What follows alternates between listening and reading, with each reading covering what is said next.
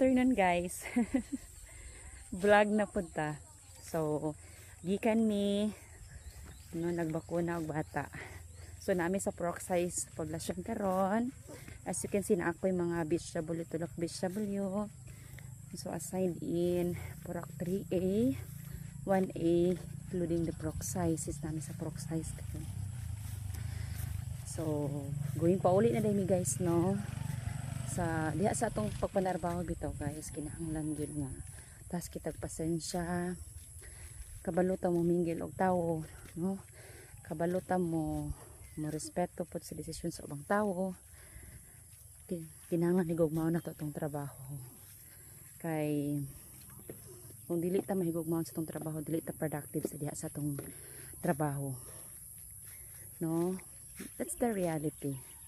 Bisan gali sa itong pagpangalagad sa Ginoo, kung dili ka antigo nga always serving the Lord, mahatag kag panahon sa iya, dili lang nga mahigugmaon ka sa kalibutanon nga butang. Ingana ra gyapon dili jud ka mo increase ang imong pagpangalagad sa Ginoo ng spiritual aspect. Thank you kay Lord, no? Going back to Proc 3B mi karon guys, kay nami bata pa tuon kay wala mi nakahapit. Thank you Lord sa kinabuhi. I love you so much.